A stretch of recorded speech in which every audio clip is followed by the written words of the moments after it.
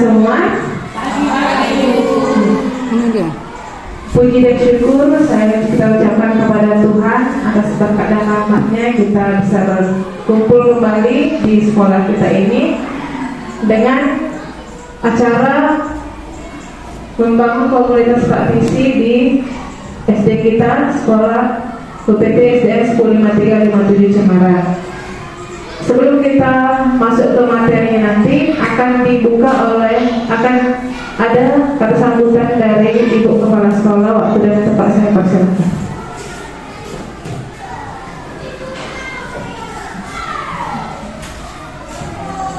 Assalamualaikum warahmatullahi wabarakatuh. Selamat pagi, salam sejahtera bagi kita semua. Puji syukur tak lupa, tak lepas-lepasnya, tak bosan-bosannya kita tujukan kehadirat Tuhan yang Maha Kuasa, yang mana sampai hari ini kita masih diberinya rezeki yang sangat-sangat luar biasa, yaitu rezeki kesehatan, sehingga kita semua dapat berkumpul di sekolah kita ini dalam melaksanakan tugas kita sebagaimana biasanya. Nah, dalam kesempatan ini kita memiliki satu agenda acara, yaitu pendampingan P6 untuk Ibu kita Ayu sebagai guru CGP. Bukan calon lagi ya, karena sudah hampir selesai dan sudah menjalani proses pelatihan. Nah, puji syukur kita bahwa di sekolah kita ada guru CGP. Saya harapkan ibu-ibu yang lain segera menyusul Ibu Ayu untuk menjadi guru penggerak, supaya pengetahuan ibu-ibu bertambah dan bertambah pula yang ibu berikan kepada anak-anak kita demi kemajuan siswa-siswa di sekolah kita ini. Nah, dalam kesempatan ini Ibu Ayu akan memberi contoh atau membuat suatu aksi nyata yang dalam hal ini yaitu membentuk budaya positif di sekolah kita ini.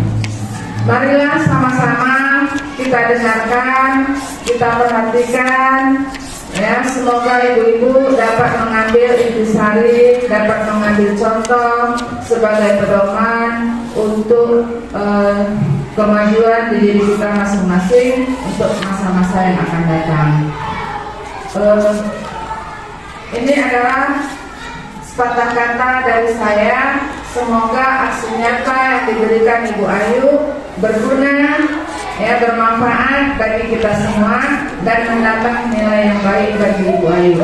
Kita doakan semoga beliau lulus dan mencapai tujuan seperti apa yang dicita-citakannya.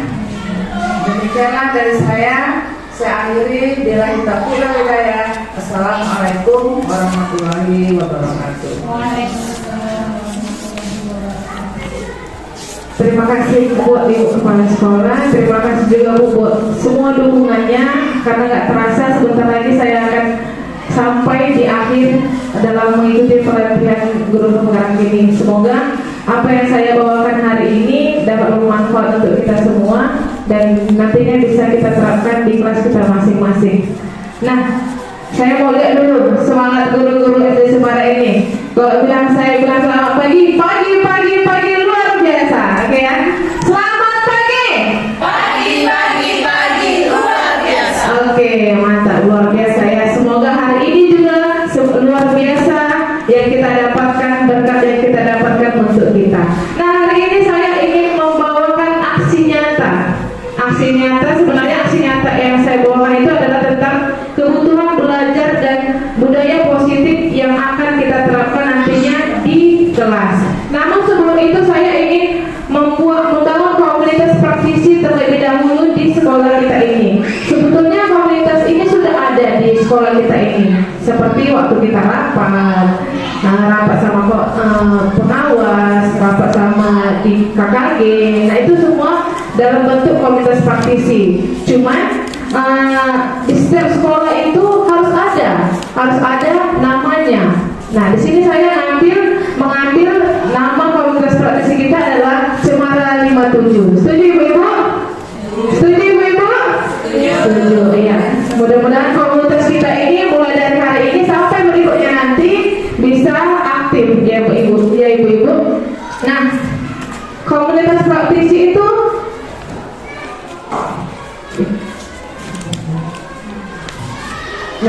komunitas praktisi itu merupakan wadah untuk mengembangkan kompetensi pemimpin pembelajaran dalam menggerakkan ekosistem pembelajaran atau pendidikan. Nah, ekosistem itu siapa? Ekosistem itu adalah sekolah kita ini, ya. Dimana dalam komunitas praktisi inilah kita saling bertukar pikiran. Kalau saya yakin bahwa guru-guru di sekolah kita ini adalah guru-guru yang hebat, guru-guru yang mampu mengembangkan kompetensinya secara terus-menerus, ya, untuk lebih lagi dari apa yang kita dapatkan hari ini. Saya yakin itu, dan terbukti bahwa sudah ada beberapa yang lulus, 3 orang yang lulus calon guru penggerak, dan mudah-mudahan seterusnya bisa lebih aktif lagi dalam menerapkannya di sekolah kita ini. Nah, jadi dalam komunitas praktisi itu siapa yang terlibat? Yang terlibat itu adalah kita adalah guru, kepala sekolah, dan pengawas, ya. Itu sudah sering kali kita lakukan, cuman namanya saja yang belum ada. Nah hari ini namanya sudah kita bentuk, yaitu Cemara 57, komunitas Cemara 57. Nah dalam komunitas itu harus ada yang namanya SK-nya, di mana ada penanggung jawab, ketua, sekretaris, bendahara, anggota. Nah inilah yang mau kita bentuk terlebih dahulu sebelum saya memaparkan materi yang akan saya kembangkan nanti untuk ibu-ibu semua. Nah di sini kita mau mengisinya terlebih dahulu, yaitu penanggung jawab saya serahkan kepada ibu kepala sekolah.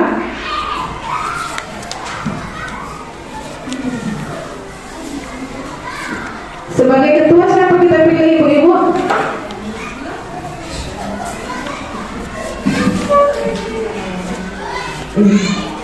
Ketuanya boleh saya? Boleh? Sekretarisnya kita pilih siapa ibu-ibu?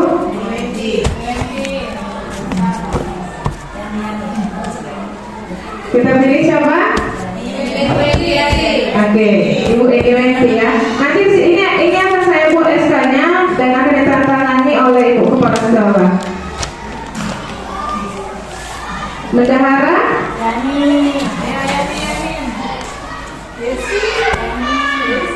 Bendahara kita buat Ibu? Bu Yesi.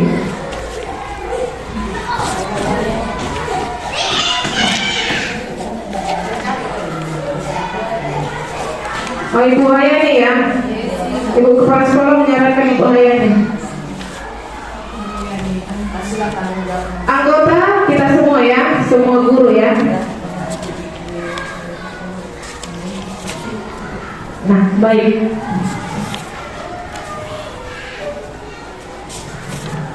Nah, inilah susunan panitia komunitas praktisi kita di SD 10535 Cemara, di mana penanggung jawabnya Ibu Kepala Sekolah Ibu Rosia, ketuanya saya sendiri, sekretaris Ibu Eni Wenti Silae, bendahara Ibu Hayani Pasaribu, dan anggotanya semua kita yang ada di sini.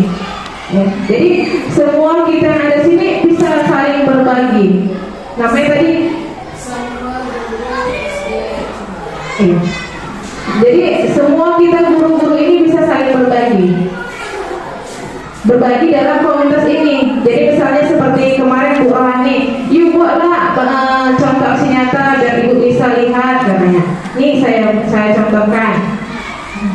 Jadi seperti itu. Apapun yang kita miliki bisa kita saling komunikasi di komunitas ini. Semua kita di sini adalah guru-guru yang unggul. Tidak ada yang merasa pintar atau tidak ada yang merasa lemah. Kita semua sama, ya. Karena saya yakin kita punya niat untuk belajar mengembangkan diri kita masing-masing. Oke. Nah, karena sudah selesai penyusunan komunitas praktisi kita masuk ke aksi nyata yang ingin menjadi topik utama yang akan saya bawakan hari ini, yaitu menyebarkan pemahaman dan pengalaman tentang kebutuhan belajar dan penerapan budaya positif di SD kita ini, SD 105357 Cemara.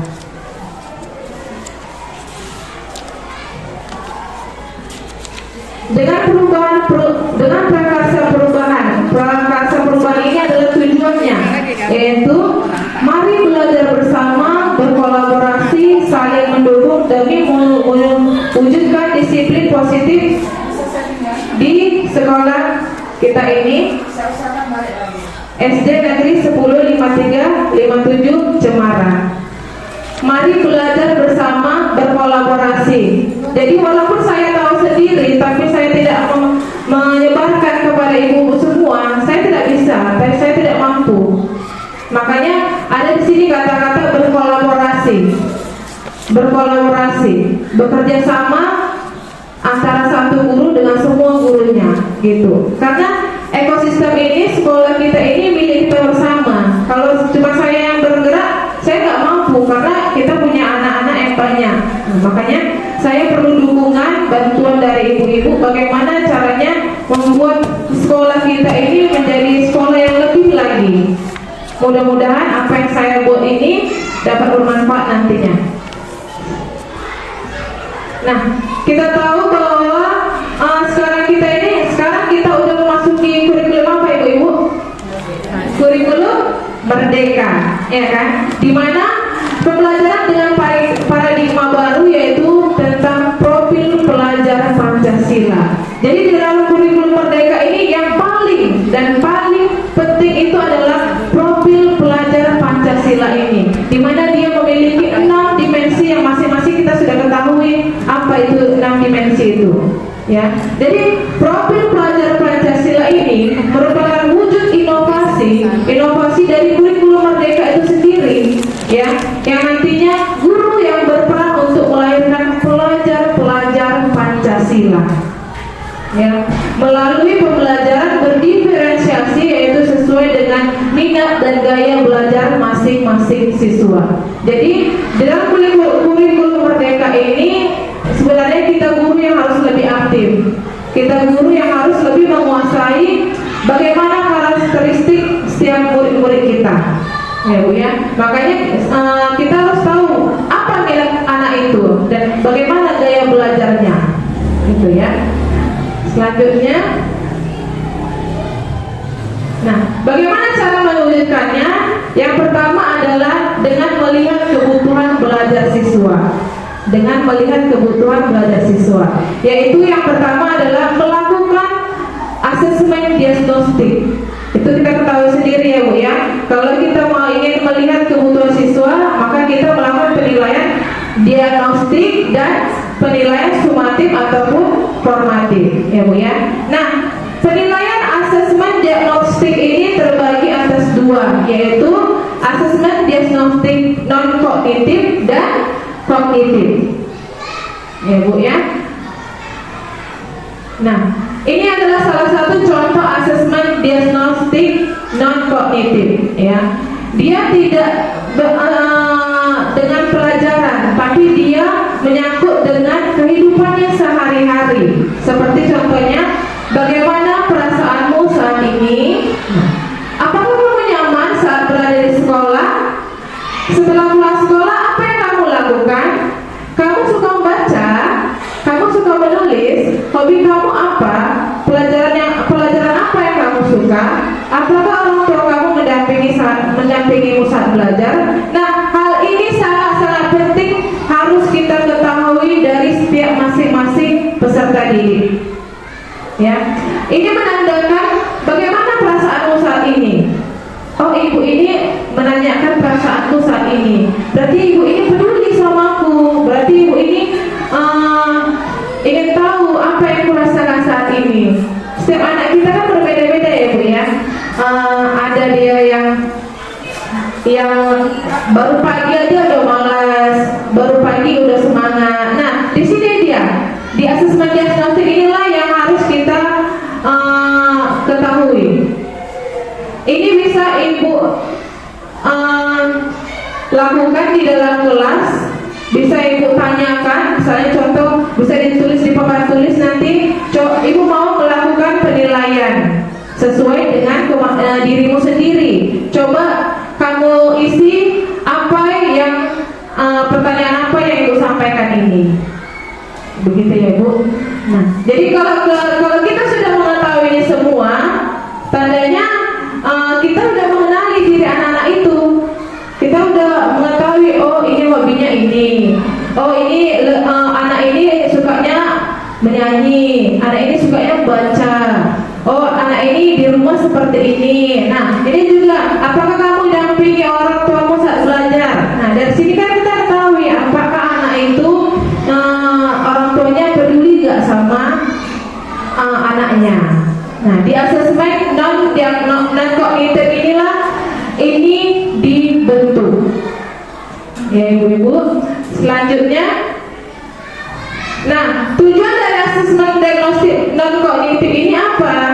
Seperti yang saya bilang tadi, mengetahui kondisi psikologi anak dan sosial emosi peserta didik, gaya belajar, aktivitas peserta didik selama belajar di rumah, serta kondisi keluarga peserta didik. Nah, di asesmen diagnostik dan kognitif inilah kita dituntut untuk lebih dekat dengan murid-murid kita di asesmen diagnostik non kognitif ini. Selanjutnya, nah yang kedua adalah asesmen diagnostik kognitif. Tadi kan non kognitif, sekarang kognitif. Kognitif ini lebih ke pengetahuan, yaitu penilaian awal saat kita memulai pembelajaran. Nah, saya sering membuat ini menggunakannya dengan teka-teki silang. Jadi kan kita semalam udah belajar tentang IPA ini, udah tentang sumber-sumber energi. Nah, apa garis-garis besar dari sumber energi itu? Nah, bisa nanti kalau teka-teki silang kan bisa pengertiannya. Nah, anak itu menjawabnya.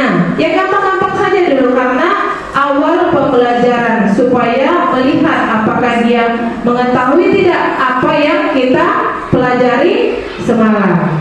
Seperti itu. Itulah dia kalau diagnostik kognitif, penilaian diagnostik kognitif. Selanjutnya, tujuan dari diagnostik kognitif ini apa? Yang saya bilang tadi, untuk mengetahui sejauh mana siswa mampu memahami materi yang diajarkan gurunya sebelum memulai pembelajaran yang baru. Itu dia. Selanjutnya adalah asesmen formatif dan sumatif. Ini udah sering ya Bu Ibu ya, seperti PTS, PAS, ulangan harian. Ini udah masuk ke asesmen formatif dan sumatif, di mana dilakukan saat proses pembelajaran berlangsung dan penilaian yang dilakukan pada akhir pembelajaran.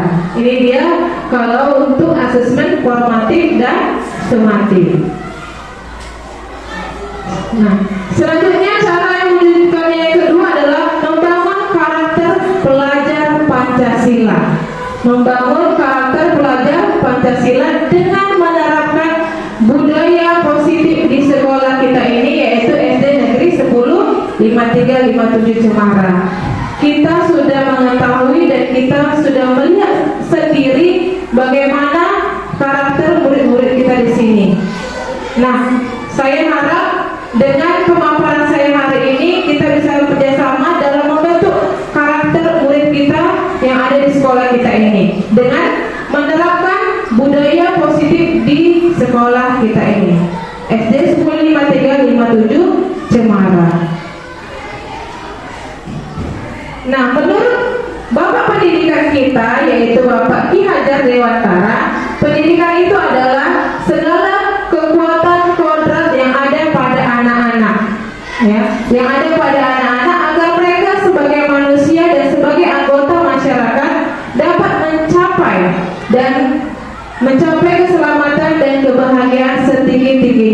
Jadi menurut Bapak Kiai Hajar Dewantara, anak-anak itu dalam dunia pendidikan itu harus bebas. Ya, dia harus bebas dalam artian kita di dalamnya sebagai seorang guru membimbing anak itu untuk mewujudkan atau mencapai keselamatan dan kebahagiaannya setinggi-tingginya. Gitu ya. Nah, apa yang diharapkan dari pendidikan menurut Bapak Kiai Hajar Dewantara? Yang pertama itu adalah menyiapkan murid di masa depan agar menjadi manusia berdaya, tidak hanya untuk pribadi tapi berdampak pada masyarakat. Kita tahu ibu-ibu bahwa anak-anak kita ini nantinya akan terjun ke masyarakat.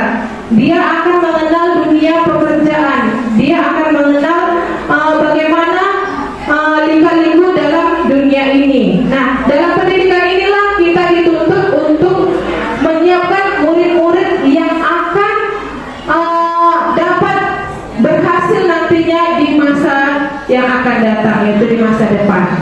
Selanjutnya yang kita harapkan dalam pendidikan ini yaitu menumbuhkan moral yang baik pada diri murid ketika sudah terlibat dalam masyarakat. Nah, ketika dia sudah terlibat dalam masyarakat, anak-anak itu sudah memiliki moral. Kenapa kita, apalagi guru SD ya, kita dituntut lebih awal untuk mendidik anak-anak itu? Karena kita sekolah dasar, kita lah pertama yang dapat membentuk diri peserta didik kita melalui menumbuhkan moral pada setiap murid-murid kita, ya Bu ya. Sebelum nantinya dia terlibat di kehidupan masyarakat yang sesungguhnya. Selanjutnya yaitu menyiapkan murid menjadi manusia dan anggota masyarakat untuk mencapai keselamatan dan kebahagiaan. Ya, selain menjadi manusia berdaya, tidak hanya untuk pribadi, tetapi untuk masyarakat juga, supaya nantinya dia di lingkungan masyarakat menjadi anggota masyarakat yang nantinya dapat diberdayakan. Bukan hanya dia menjadi anggota masyarakat aja, tapi dia bisa diberdayakan nantinya di tengah-tengah masyarakat. Nah, itulah yang ingin diharapkan dalam dunia pendidikan. Nah, yang berperan itu adalah kita sebagai seorang guru. Nah, dalam membantu itu tadi kita dituntut untuk membentuk pendidikan karakter yang tadinya adalah 6 dimensi dari profil pelajar Pancasila, yaitu yang pertama apa Ibu? Beriman, bertakwa kepada Tuhan Yang Maha Esa, berkebinekaan tunggal, gotong royong, mandiri, dan bernalar kritis. Nah, inilah pendidikan karakter yang mau kita capai di era kurikulum saat ini. Ada 6 dimensi yang mau disiplin positif. Untuk mewujudkan disiplin positif ini ada yang berperan, yaitu murid dan guru. Karena kenapa hanya guru? Karena kita yang lebih dekat dengan murid-murid kita. Ya, murid ini adalah menjadikan orang yang mereka inginkan dan menghargai diri sendiri dengan nilai-nilai yang mereka percayai, yaitu religius. Kenapa kita harus menerapkan disiplin positif ini kepada murid? Supaya menjadikan mereka menjadi orang yang mereka inginkan, supaya mereka lebih menghargai diri sendiri, supaya mereka tahu, oh ini gak bisa aku lakukan, ini bahaya untuk kulakukan, seperti itu. Nah, disiplin positif inilah yang berperan dan yang sangat perlu untuk pembentukan murid-murid ini supaya mereka lebih menghargai dirinya sendiri. Nah, yang berperan di situ adalah siapa? Seorang guru, yaitu kita, ya. Guru yang berperan dalam menentukan kedisiplinan siswa, karena guru dijadikan teladan. Biasanya itu ya Bu-ibu ya. Bu Ayu, ibuku katanya. Siapa wali kelasnya? Dianya ibuku. Kayaknya kita bukan ibunya, ya kan ibu-ibu. Nah, jadi gurulah yang berperan dalam membentuk kedisiplinan siswa, karena guru dijadikan oleh siswanya sendiri, ya. Dimana guru juga lah yang menjadi motivator untuk memupuk tumbuhnya sikap disiplin seperti yang kita lakukan setiap harinya. Coba tenang nak, itu kan sering kita lakukan kan. Nah, dan untuk membentuk disiplin positif itu, guru dan murid harus bekerja sama,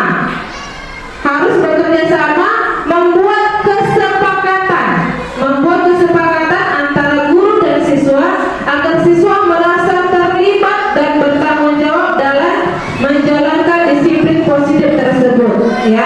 Jadi dalam suatu kelas itu jangan kita aja yang berperan, karena kita punya banyak anak-anak. Mari kita libatkan anak-anak itu dalam setiap apapun kegiatan, apapun peraturan yang ingin kita buat di dalam kelas kita itu, ya. Supaya apa? Supaya mereka merasa, oh aku terlibat, oh ibu itu menganggap aku bisa dalam melakukan ini. Jadi mereka merasa mampu untuk melakukan apa hal baru yang mereka lakukan di dalam kelasnya. Selanjutnya, fitnah. Kita seringkali memandang bahwa hukuman adalah bentuk yang sama dengan proses pendisiplinan dan memberikan hukuman sebagai salah satu langkah dalam proses disiplin murid. Padahal disiplin dan hukuman memiliki arti yang berbeda dan memberikan efek yang sangat berbeda dalam pembentukan diri murid.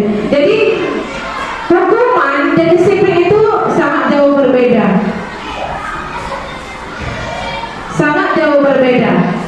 Karena apa? Karena dalam disiplin sendiri dia merujuk pada praktik mengajar atau melatih seseorang untuk mematuhi peraturan dalam jangka pendek dan jangka panjang. Ada kalau kita membentuk dia untuk lebih disiplin, dalam jangka panjang pun dia akan pasti ingat, oh ibuku dulu pernah bilang seperti ini, aku harus lakukan.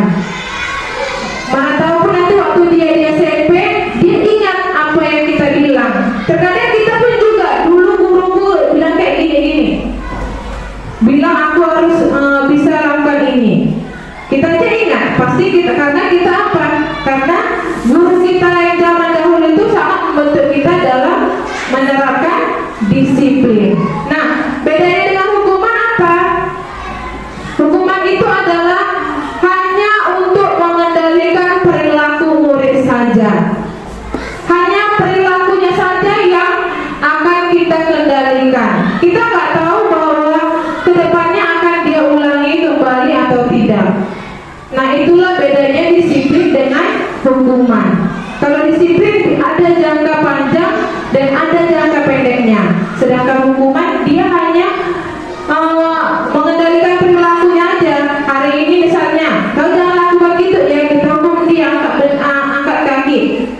Kita nggak tahu apakah dia nanti mengulanginya kembali. Seperti itu. Itulah suatu hukuman. Bedanya hukuman dengan disiplin.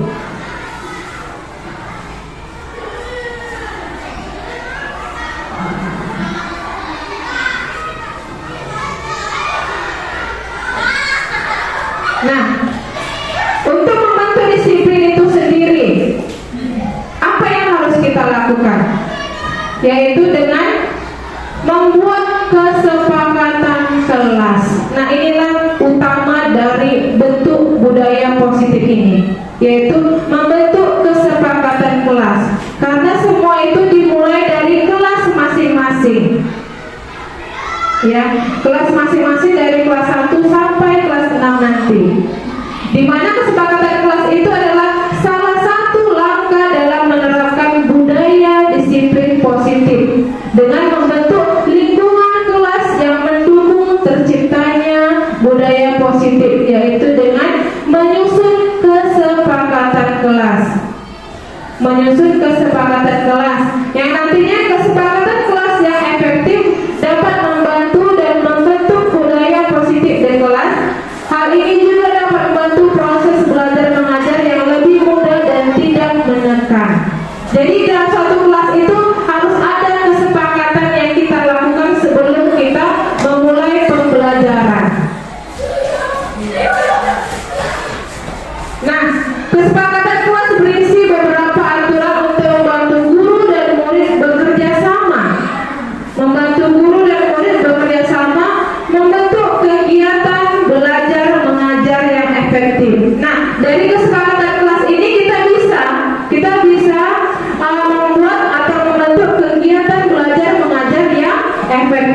di mana kesepakatan kelas tidak hanya berisi tentang harapan guru saja, harapan guru terhadap murid, tetapi juga harapan murid terhadap gurunya.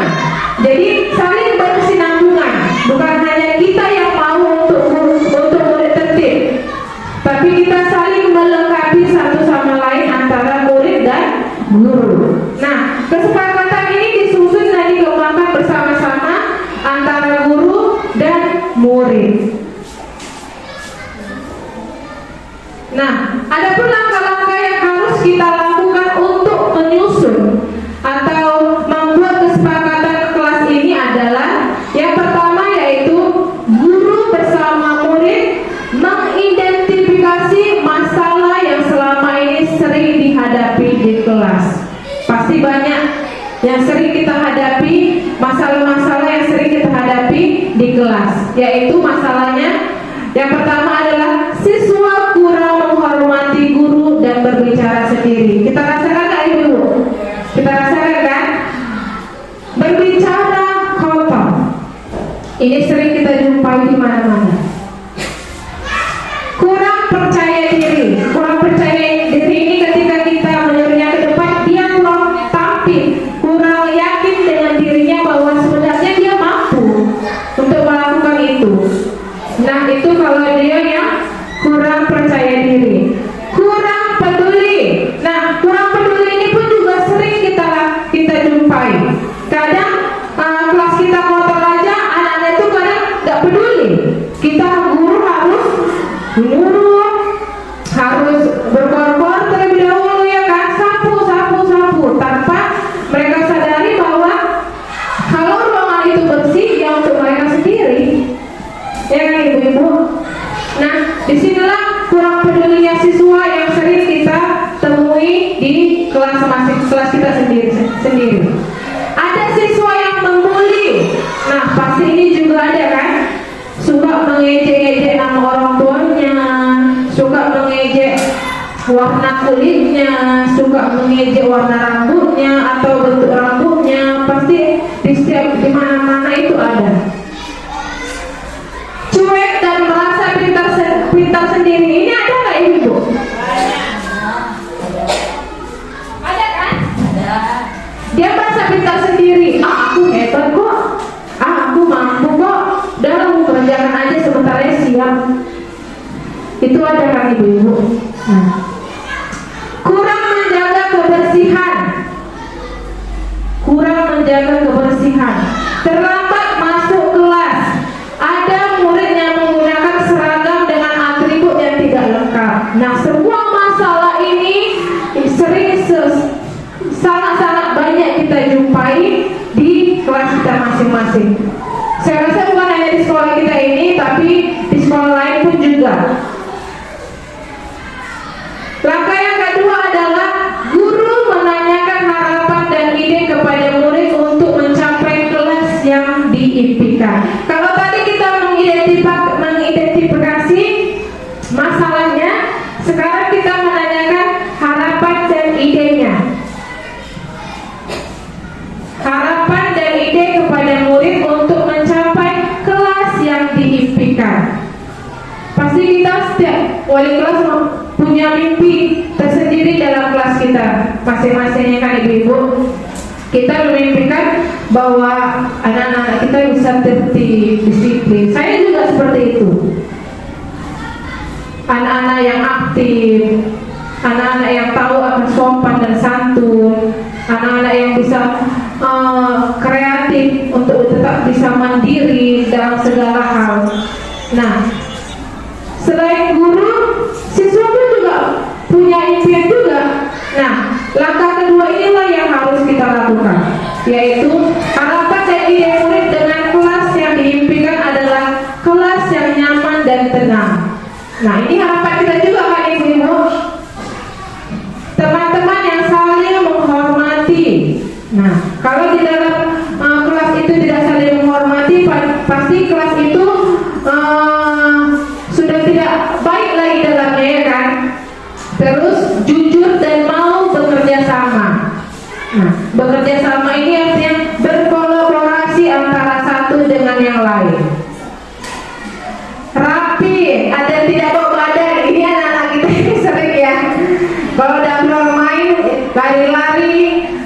istirahat dah, bau lah badannya.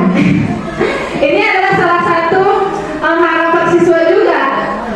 Terus anti bully, berarti tidak membuli, disiplin dan tidak terlambat, kelas yang bersih dan nyaman, saling tolong menolong, semangat belajar dan mengerjakan tugas tepat waktu. Ini adalah harapan dan ide yang saya buat. Nah, kita nggak tahu harapan dan ide yang diimpikan anak-anak kita masing-masing. Nantinya bisa ibu terapkan di kelas masing-masing. Nah, ini adalah langkah yang kedua. Yang pertama tadi mencari masalahnya ya ibu. Yang kedua adalah menanyakan harapan dan ide kepada murid-murid kita nantinya. Yang ketiga adalah guru meminta murid untuk memberikan masukan tentang kondisi kelas yang diimpikan satu persatu. Contohnya, saya punya murid si Madan. Madan, kamu mau kelas kita ini seperti apa? Saya mau kelas kita ini tidak ribut bu. Oke, boleh, kita catat satu persatu. Pokoknya setiap siswa itu harus punya ide, harus punya harapan. Nantinya bisa kita tulis di papan tulis. Kesepakatan kelas, contohnya kesepakatan kelas 2. Nah, mulai dari misalnya namanya si ladies. 1 dari ladies, apa harapanmu ladies supaya supaya kita punya kesepakatan kelas, supaya kelas kita ini menjadi kelas yang disiplin nantinya. Nah, bisa ibu tanya satu-satu muridnya, dan semua murid harus berpartisipasi, menandakan bahwa murid-murid itu mampu menyuarakan suaranya di dalam kelas. Yang keempat adalah guru menulis semua masukan yang disampaikan murid di papan tulis. Guru bersama murid memilih di antara semua masukan dan mengambil kesimpulan hasil dari ide-ide yang disampaikan murid. Jadi kan bisa nih setiap anak, bu, saya mau kelas kita tidak ribut. Anak yang kedua tidak ribut. Nah, karena jawabannya sama, di sini kita disuruh untuk mengambil kesimpulan. Kesimpulannya adalah apa-apa aja yang harus kita masukkan di kesepakatan kelas yang akan kita buat nantinya. Terus guru bersama murid mengubah, itu sama tadi membuat kesimpulan, dan setelah dibuat harus disepakati. Guru dan murid menuangkan ide hasil diskusi dalam sebuah poster kesepakatan kelas yang kemudian nanti akan ditandatangani bersama. Boleh atau tidak usah ditandatangani pun juga tidak apa-apa, ya. Tapi kesepakatan kelas yang kita buat itu harus disepakati setiap murid. Harus disepakati setiap murid. Karena apa? Karena itu adalah ide dari mereka sendiri. Jadi mereka yang jugalah yang akan mensepakatinya dan guru mendorongnya dari belakang. Inilah gunanya kesepakatan kelas ini. Nah, ini adalah salah satu contoh kesepakatan yang sudah saya buat. Yang pertama adalah menghormati guru dan teman. Yang kedua, mendengarkan guru yang sedang menerangkan. Yang ketiga, menjaga kebersihan kelas dan melaksanakan piket kelas. Yang keempat, berbicara yang sopan dan menjaga perasaan orang lain. Kan ada ini anak-anak kita, tanpa diketahui dia suka mengejek nama orang tua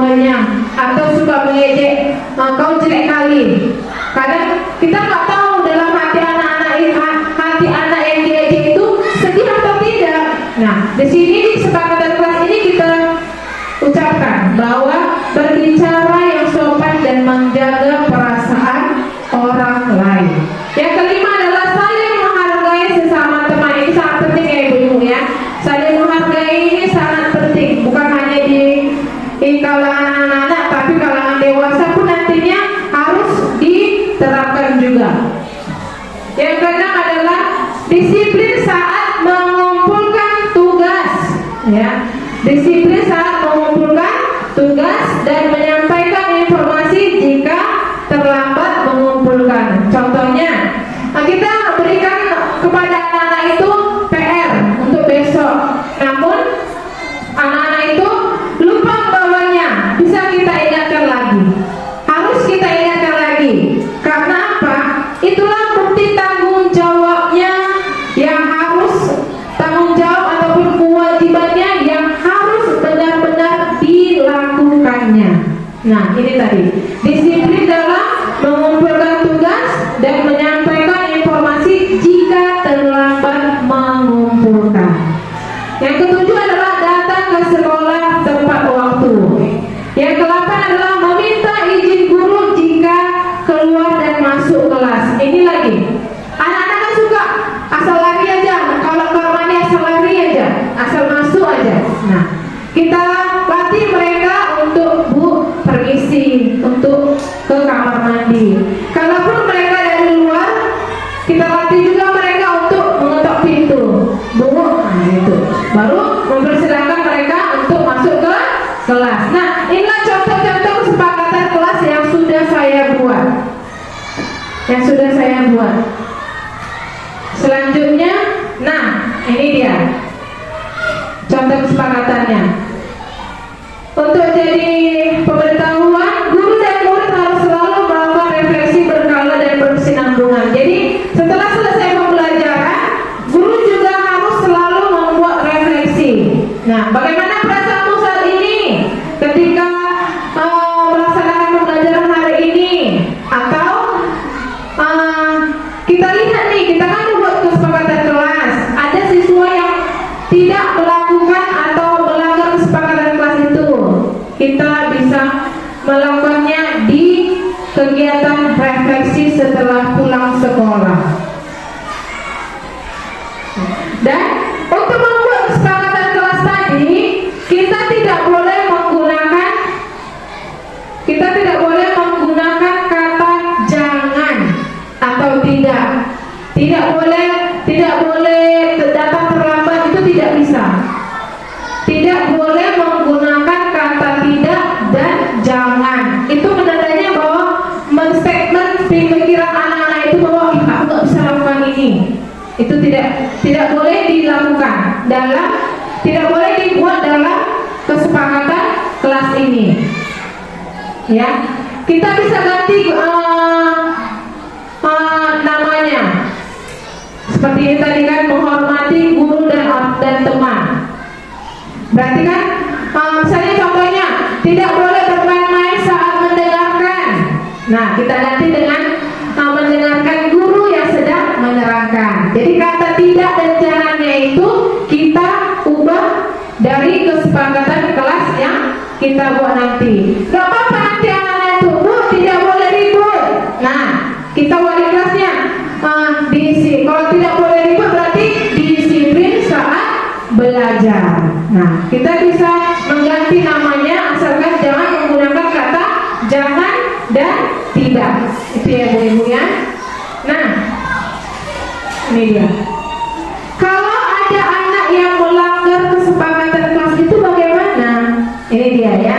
Nah, di segitiga restitusi inilah yang akan kita lakukan jika anak-anak itu melakukan atau melanggar kesepakatan kelas yang kita sepakati tersebut. Di mana segitiga restitusi ini adalah proses menciptakan kondisi bagi murid untuk memperbaiki kesalahannya sehingga karakter mereka lebih kuat ketika kembali pada kelompoknya. Makanya tadi kenapa lebih kuat disiplin daripada hukuman? Karena apa? Karena kita disuruh untuk membentuk segitiga restitusi ini. Ya, di segitiga restitusi ini yang harus kita lakukan tadi adalah kita kan sudah membuat kesepakatan kelas nih. Ya, kita melihat misalnya anak kita si Legis terlambat datang, udah sampai jam 9 atau tengah 9, jam 8 lewat lah pokoknya. Nah, apa yang harus kita lakukan? Kita ajak dia duduk bersama. Kita ajak dia duduk bersama jauh dari teman-temannya supaya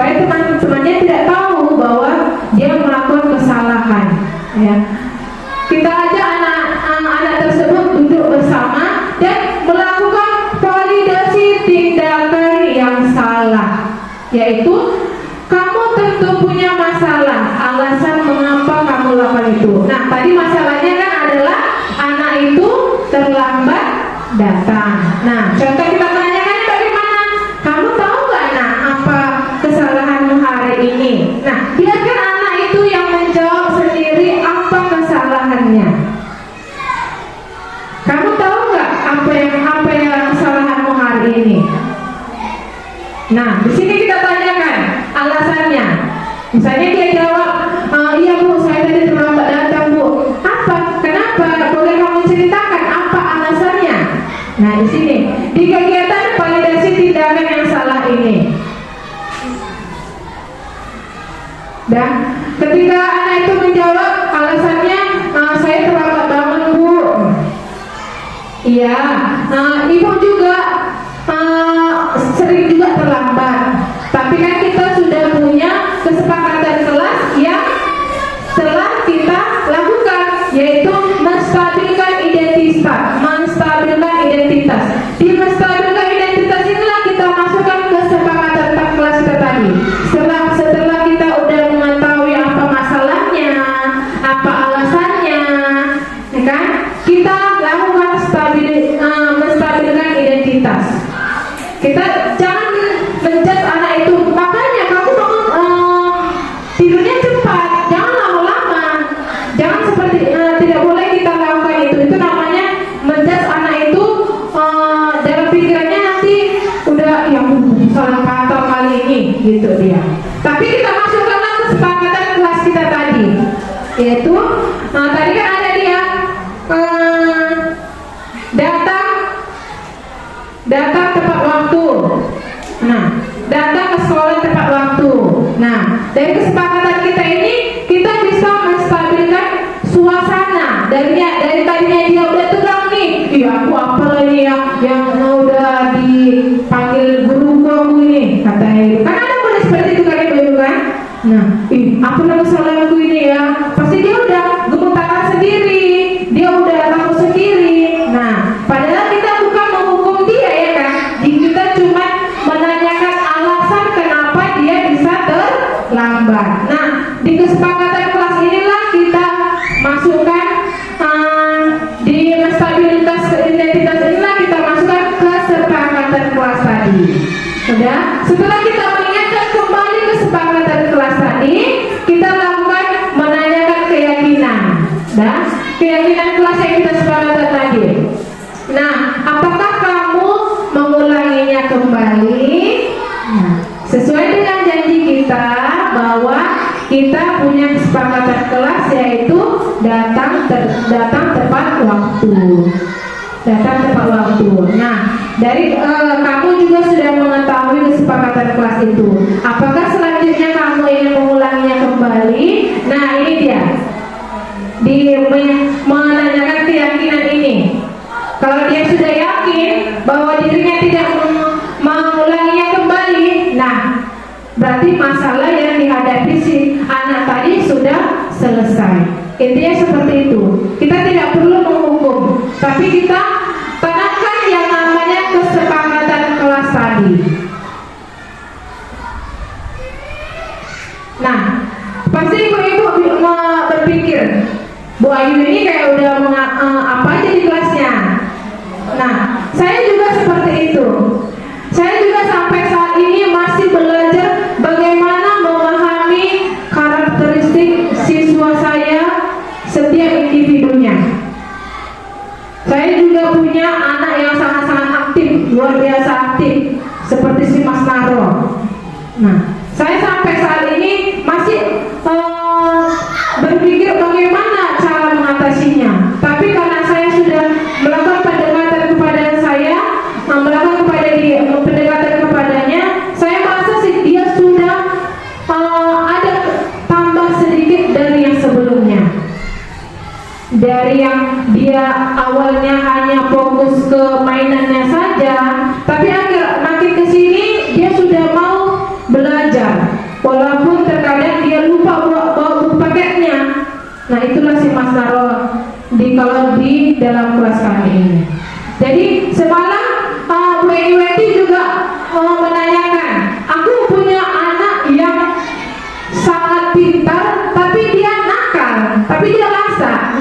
dari kesepakatan kelas ini saya merasa jawabannya sudah terjawab.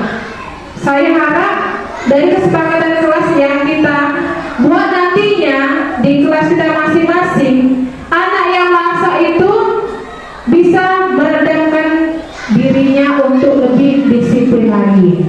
Atau kalau memang dia sangat super aktif, boleh sesekali kita masukkan pembelajaran di luar kelas supaya mereka merasa tidak merasa terkekang bahwa belajar di dalam kelas aja membosankan gitu ya Bu ya. Oke, perubahan tidak dapat dimulai dari atas, semuanya berawal dan berakhir dari guru. Berawal dan berakhir dari guru. Jangan menunggu aba-aba, jangan menunggu perintah, ambillah langkah pertama. Nadiem Makarim. Nah, ini quotes yang sangat-sangat menyentuh untuk kita, yang saya ambil dari kutipan Nadiem Makarim untuk kita hari ini, yaitu perubahan tidak dapat dimulai dari atas, semuanya berawal dan berakhir dari guru. Jangan menunggu aba-aba, jangan menunggu perintah, ambillah langkah pertama.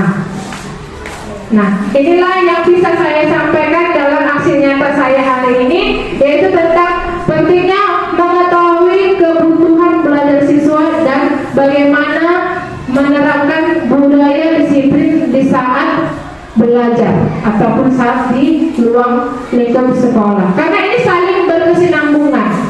Ya, saat kita belajar, kita ketahui apa yang diinginkan anak-anak itu dan apa yang harus kita capai oleh anak-anak tersebut. Saya Ayu Lestari Sirait mengucapkan terima kasih kepada ibu-ibu. Jika ada masukan ataupun saran, boleh saya persilakan dari aksi nyata yang saya buat ini. Atau ada yang mau ditambahkan atau ada yang mau ditanya, boleh? Pas? Sudah mantap? Oke, terima kasih. Semoga apa yang saya sampaikan hari ini bisa bermanfaat untuk kita semua. Seperti yang saya bilang di awal, saya tidak bisa bekerja sendiri. Saya perlu bantuan ibu-ibu semua untuk membentuk karakter murid-murid kita yang ada di sekolah kita ini, dimulai dari kelas masing-masing. Dan saya membuat ini sebetulnya bukan karena tugas saya, bukan, tapi karena keinginan saya untuk membangun komunitas di sekolah kita ini. Jadi ibu-ibu, kalau misalnya perlu sesuatu yang saya bisa, saya usahakan untuk bisa melakukan seperti ini supaya kita bisa sama-sama. Contohnya seperti tadi, saya sering membuat teka-teki silang. Nah, kalau ibu-ibu mau, setuju, kita buat seperti ini, bawa laptop masing-masing, saya mau bisa mengajarinya.